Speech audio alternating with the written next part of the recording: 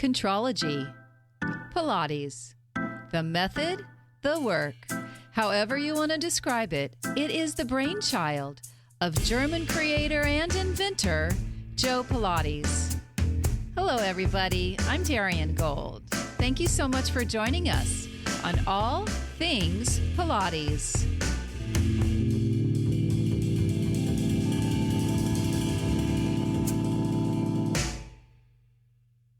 Did you know the human brain is the fattiest organ in the body? Who knew? Well, let's find out more about the brain with our guest today, Dr. Nic Butowski. He's a neuro-oncologist who researches brain disease and is a Pilates devotee. Dr. Nic says we hold psychological and physical tension in our fascia and in the way we move. By practicing the Pilates method regularly, Dr. Nic's own daily stress is alleviated, especially by using the breath correctly. Practicing the Pilates method focuses so much attention on the physical body, mastering our technique, learning transitions, balancing on one leg, etc. But is the brain involved also? I've asked Dr. Nic to explain to all of us Pilates devotees how the brain functions during exercise.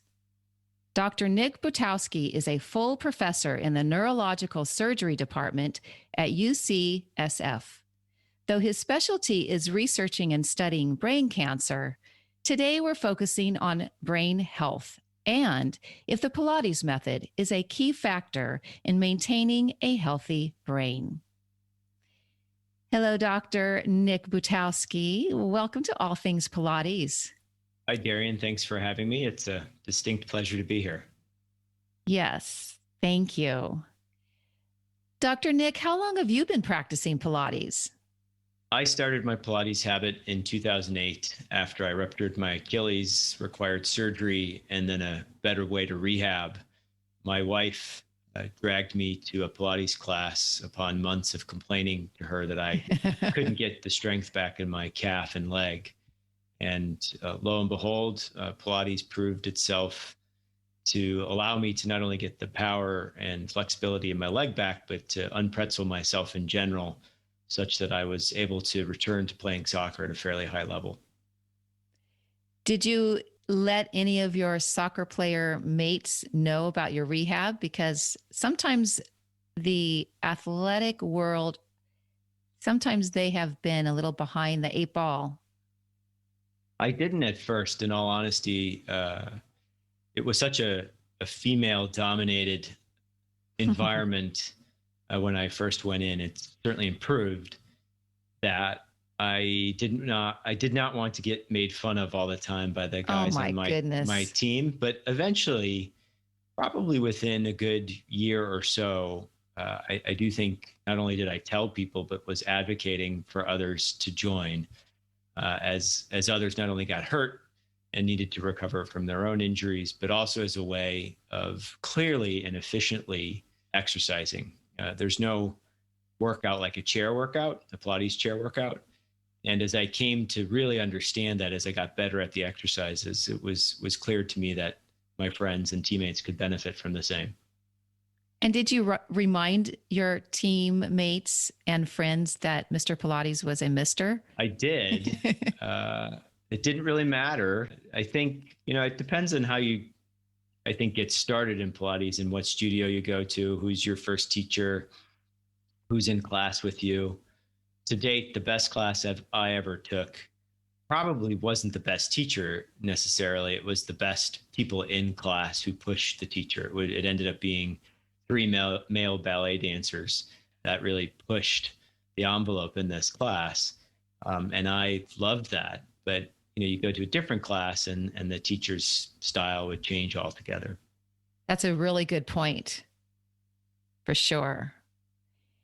Now, in the opening, I talked about what you said, that we hold psychological and physical tension in our fascia and also in our daily movement habits.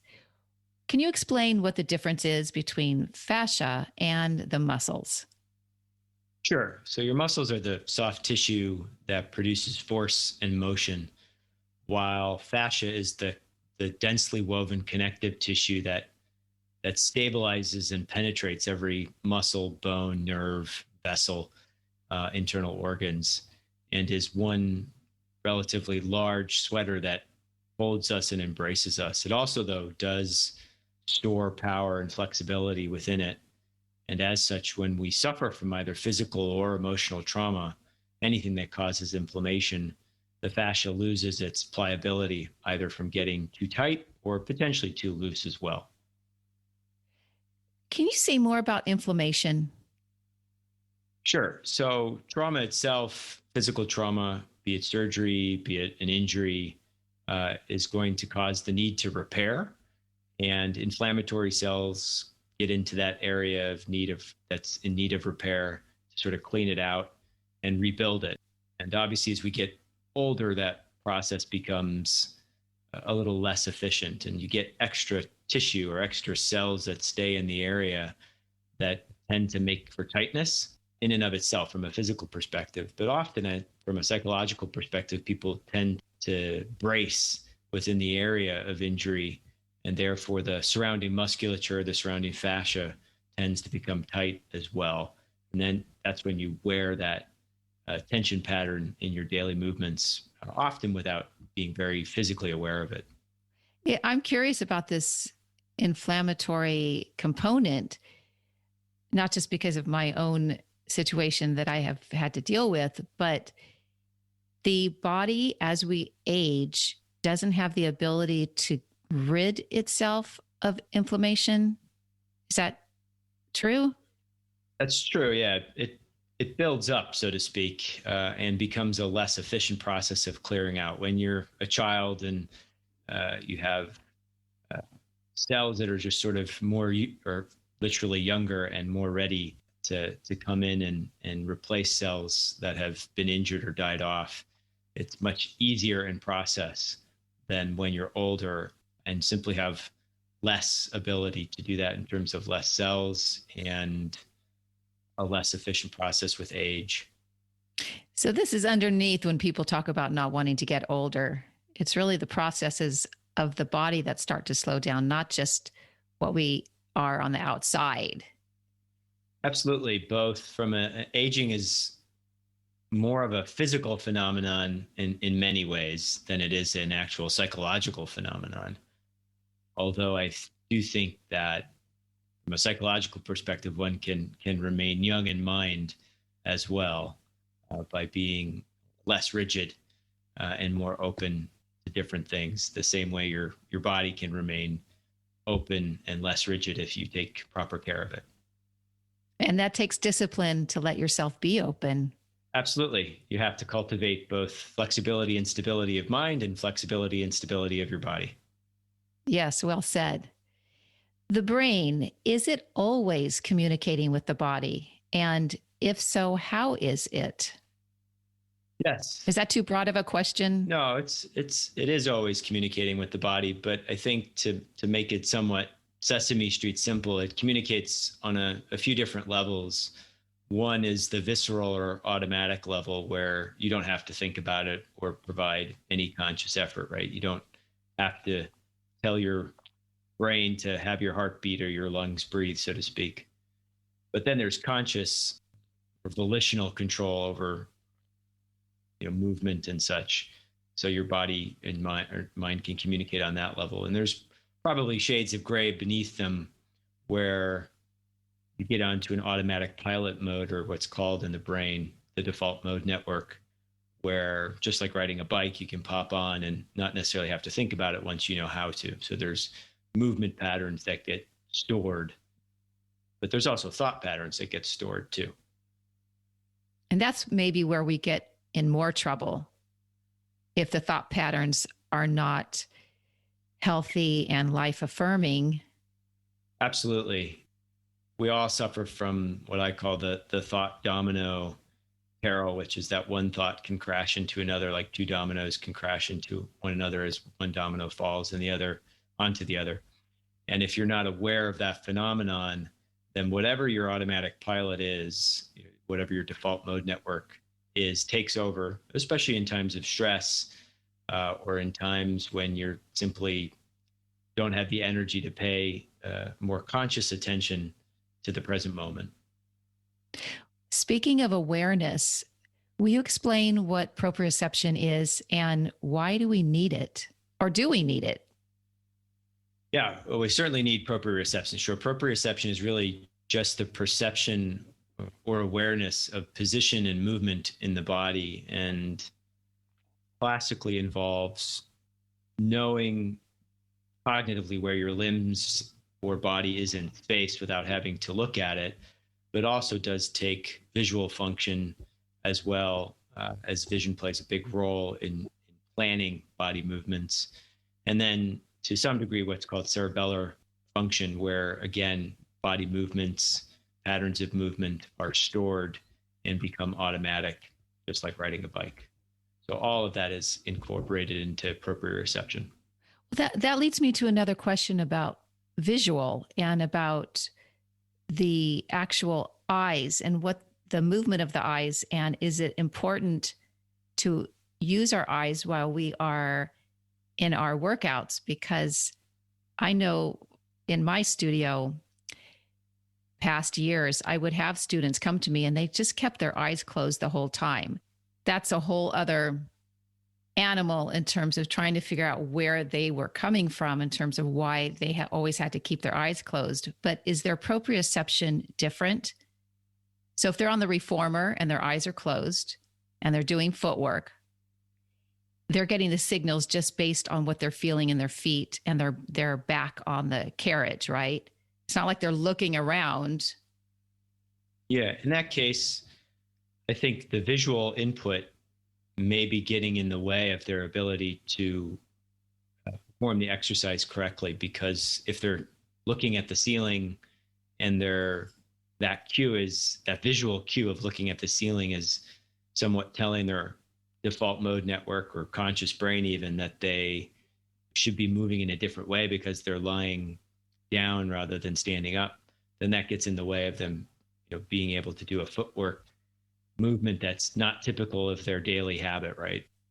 And so you will find that even athletes will take their vision or close their eyes during some movements in order to sort of just be in the moment, in the flow, and benefit from the tactile stimulus that is needed to produce the movement in and of itself, especially if the movement's new.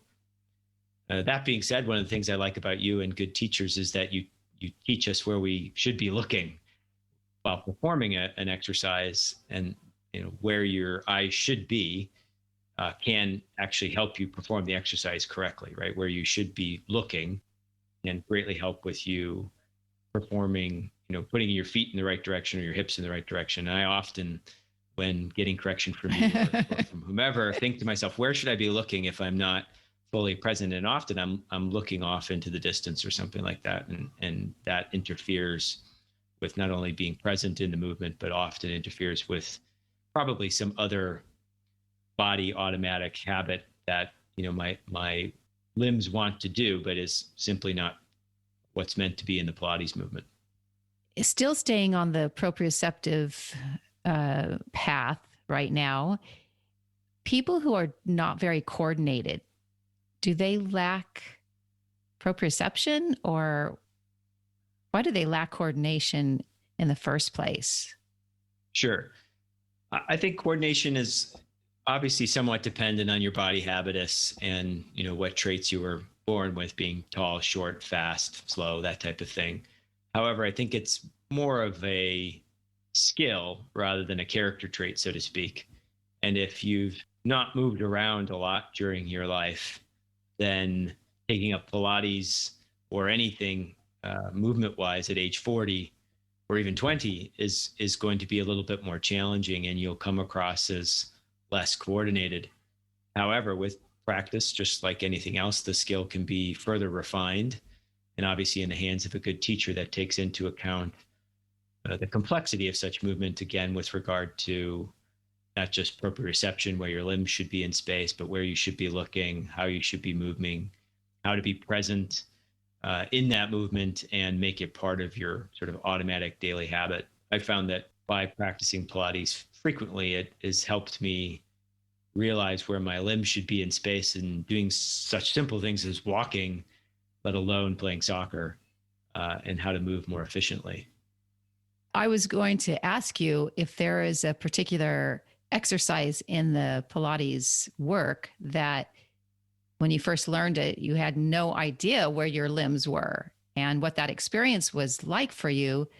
Hopefully, that you figured it out just by practice, as you're saying, and becoming more aware of where your body is in space. But can you think of an exercise that you couldn't figure it out?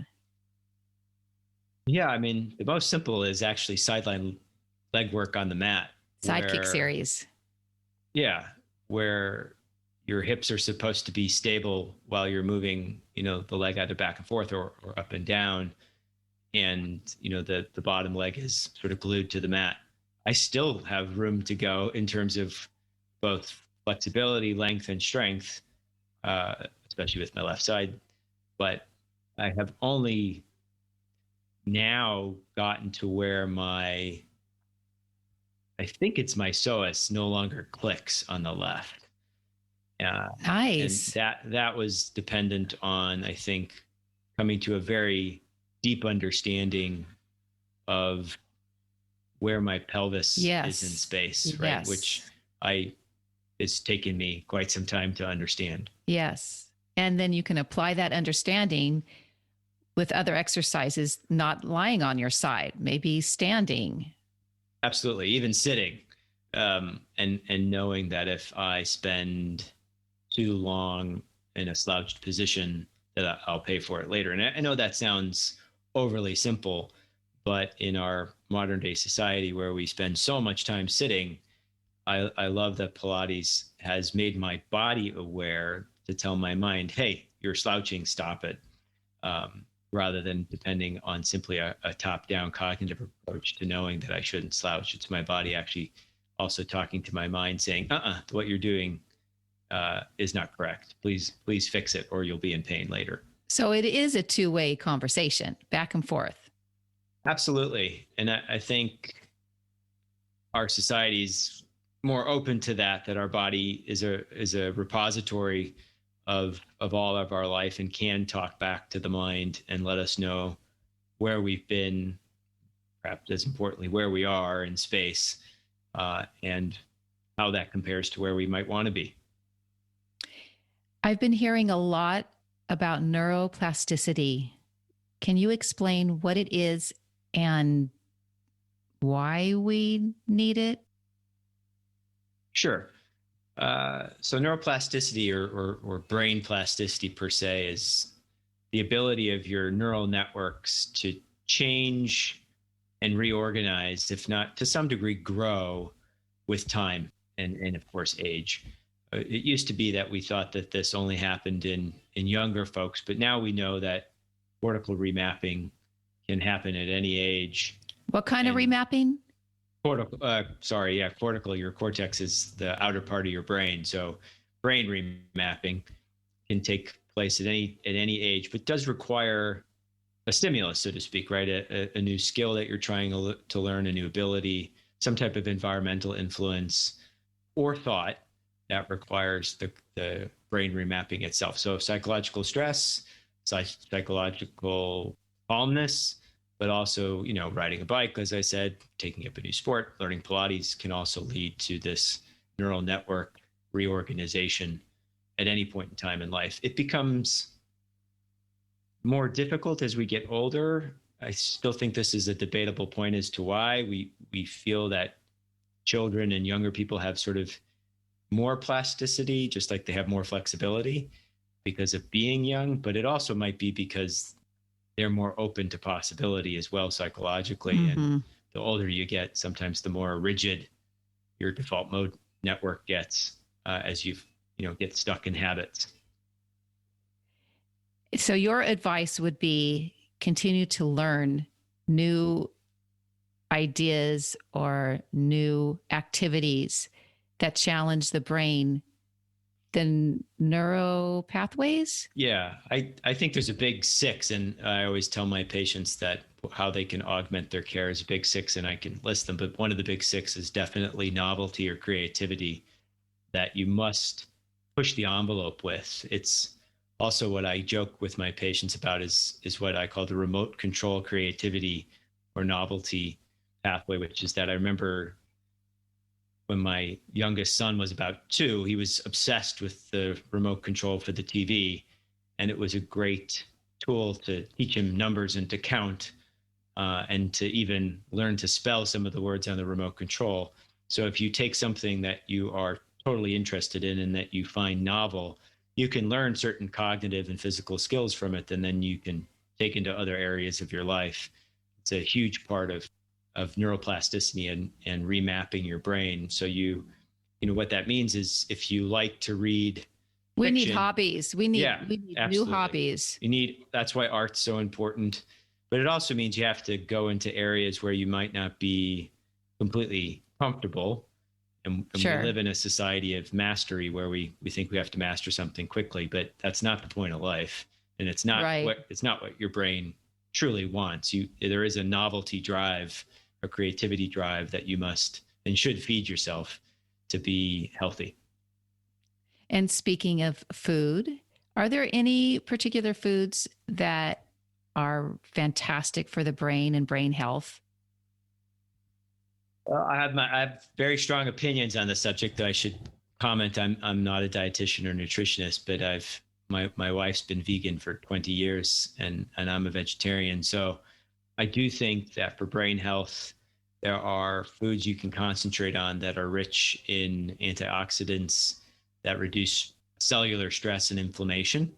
And those foods tend to be like oily fish, but also within the veggie world, dark chocolate, berries, nuts, whole grains, even coffee to some degree. And, everything in moderation, of course, can provide the nutrients that your brain needs, but also the nutrients that suppress the inflammation of everyday use. Okay, so we're back to the inflammation. There are certain foods that promote inflammation and other foods that don't. And we want foods that promote healthy brain function. So that plays a role in our diet choices. Correct. I think obviously diet's a complex issue. And I think in modern day society, we tend to think we're eating healthily if we're eating, vegetables and salads all the time. But if you're also not eating in season and in the correct pairings, so to speak, then you may also be missing some of the benefits, not just nutritionally in terms of calories and proteins and fats and carbohydrates, but also in the anti-inflammation quality of some foods. So, you shouldn't eat blackberries just because I said berries were anti-inflammatory. You shouldn't eat blackberries all year round. You should still try to eat in season. And that helps with other functions like immune mimicry to fight off disease, to boost your immune system in ways where it gets little bits and pieces or little bits of exposure over time to different types of proteins, but doesn't get suppressed by eating them all the time. But then there are foods like, for me, for dark chocolate, it does not only lead to anti-inflammatory properties, but it actually provides some chemicals that make brain cells, neurons bind tighter together. And so that makes for more efficient work of your brain, believe it or not. Same with coffee. I mean, most people will have a direct and clear experience with caffeine providing the same. Of course, there is a point at which it becomes unhealthy. Why did you choose to research and study brain disease? Yeah, I was obsessed as a child because I have a condition called where I wake up in my sleep and I can't move, so sleep paralysis. And it runs in my family on my mom's side. And my mom took me to a neurologist as a child and told my mom what I had and what I suffered from in front of me. And I remember thinking, that's it? What's the management strategy here? And remember thinking, oh, I can do better than that. So that led me into my initial interest into just understanding more about how our brains work. Beyond that, I think my thirst to just sort of know psychologically how we worked or how people work led me into neuroscience in undergrad.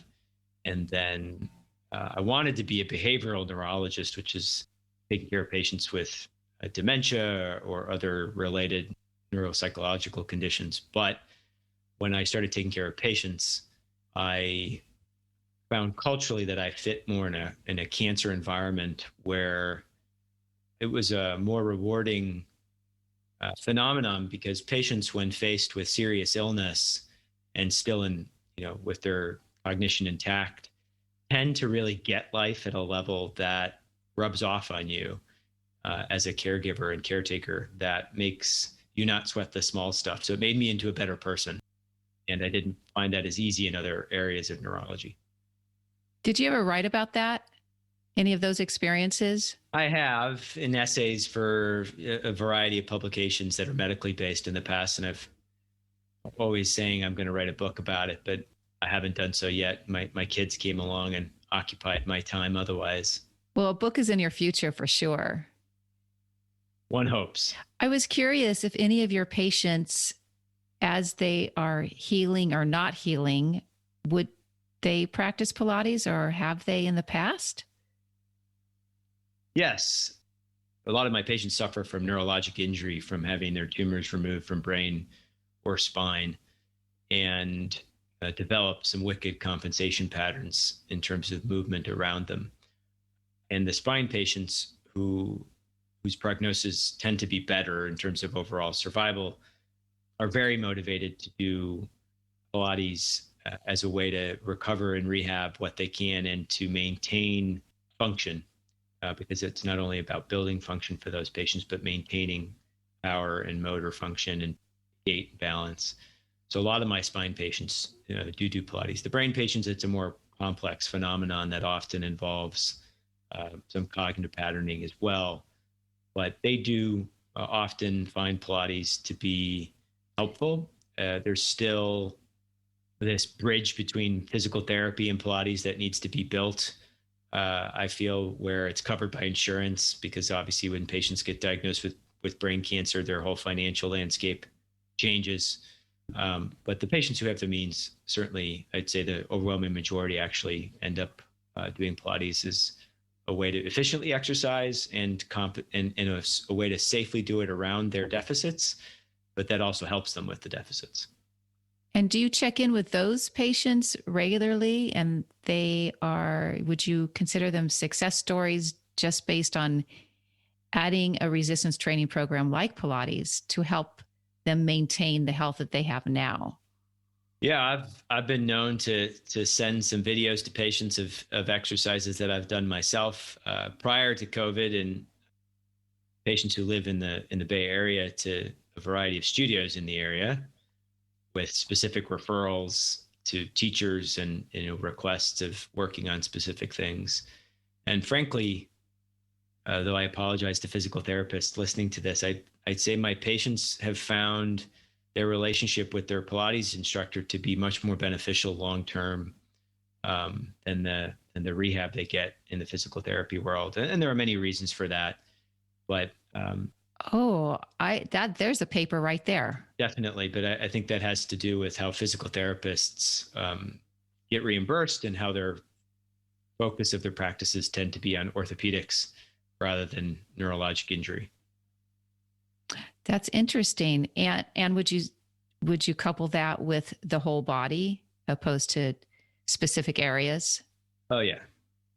Absolutely. There's, just like I found with physical therapy, I would go in with my Achilles and they would focus on, flexion extension of the calf, but none of the eversion inversion at my ankle, which is, looking back, so easily and glaringly deficient. But yes, and how that worked all the way up my left leg, into my pelvis, into my back, and frankly, even into, I think, right rhomboid pain that I had way back when. So yes, the whole body view and taking into account, on a reformer where you can eliminate body weight to some degree and then move freely, yes, definitely it helps to incorporate how an Achilles injury, for instance, can cause your right shoulder to not move properly as well. Right. It's fascinating, don't you think? Oh, yeah, very much so. And I'm glad to see that it's more widely accepted now than it had been when I started in medicine. Is there anything about the brain that continues to surprise or intrigue you? I'd say my main area of continued surprise is how deeply I can cultivate my own mind through a concurrent meditation practice, and how rewarding the overlap of neuroscience and neuroscience exploration into meditation has been, in terms of how it can help with recovery from traumatic brain injury, other psychological conditions, but also in my patient population. And so that's perhaps been one of the most surprising and rewarding things, is this simple breath-based cultivation of attention leads to so much more than that, and how that allows you as an individual, but also as a scientist, to know how the mind and brain are, how they work and how they're related, so to speak, if that makes sense. Your patients are meditating along with the treatments that they're getting, the Western treatments? Yeah, I think I mentioned the big six. So those six are, but I never explained. No, please do. Diet, exercise, sleep, novelty, stress reduction methods, and then meditation. And we go into each of those six in terms of how they all lead to better health optimization. And so I do recommend that most of my patients take up a breath-based meditation habit, of so to speak. And there's fairly good literature to say that for whatever reason, 2 12-minute periods a day, and why it's 12 and not less or more is unclear, lead to better brain functioning on many levels, not just cognitive performance in terms of speed of information processing or multitasking, but also a feeling, subjective feeling of psychological wellness and well-being. But also they report that their movement patterns are better, that their sensory environment is better in terms of all the processing that we do on a daily basis, visually, auditory wise, what have you, even taste and what have you becomes problematic in my patient population. So it leads to this improvement. It starts as a cultivation of attention, like I said, but it leads to a great deal more that is, outside of being a Buddhist monk, somewhat difficult to describe, of course. Right. And speaking of taste and also smell, I think I've been dealing with the last symptoms of COVID. Can you explain why we lose our sense of taste or smell, and will it come back? Because I miss smelling coffee in the morning. Sure.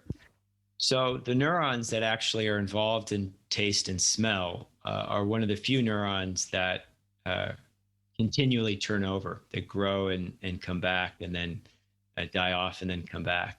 So the virus seemingly gets into these cells, as it does in other potentially areas of growing body parts like your lungs, and will cause temporary dysfunction until those nerve cells can regenerate and come back. And nerve cells are somewhat notoriously slow at doing that, and generally can take at least several weeks and often several months to fully come back, and may come back in a different way, where what smelled good or tasted good to you once upon a time, or vice versa, no longer is the case.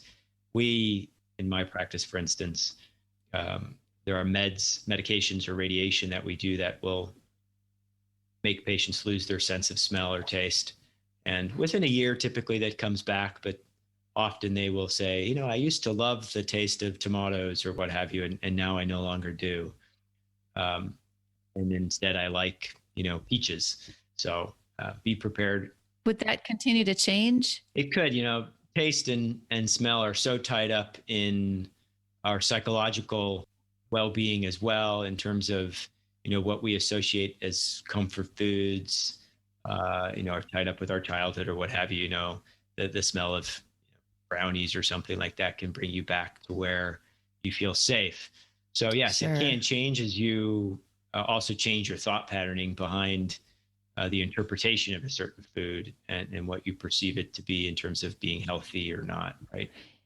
Well, to me, just listening to you today, it does seem like our brain mind connection is both mysterious and fascinating and always teaching us something about what's possible that we didn't necessarily think was possible. Absolutely. And I think a lot of that mystery for me results from that we as human beings think that thought is who we are, when it is not. In my opinion, it's the accumulation of sensory data that results in the thought, and then how you interpret the thought or act on the thought or don't act on the thought is who you are. So that the mysteries lies therein. I want to thank you so much for your wisdom and your knowledge, and also for being such a fabulous student. Well, thank you for being a fabulous teacher. You're very welcome. Dr. Nic Butowski, thank you so much for your time today. Thanks very much for having me. It was a pleasure. Okay, thank you. Today's feature is another one of my dedicated students. Her name is Allison Newsome, and she is a new mom living in Kent, England. When I asked Allison how Pilates has impacted her life, she said, "When I returned to Pilates after giving birth, it felt like starting from scratch as a beginner. By taking my weekly Pilates classes, they have helped me regain my strength and confidence in my body. I would say in many ways, I am stronger and more connected to the practice than I was before." All Things Pilates is created, edited, produced, and hosted by me, Darian Gold.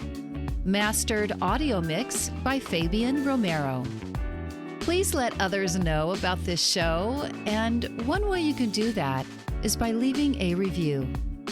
For more information about the traditional approach to Pilates, please visit my website, dariangold.com, or you can follow me on Instagram at Studio Darian Pilates.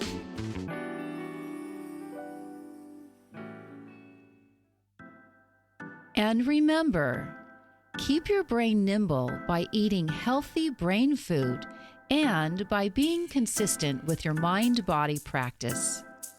Join me on the next episode when I welcome Judith Green, a student of the late Naja Corey. And who is Naja Corey? Well, tune in and find out. See you in a couple of weeks, and thanks again for listening to All Things Pilates.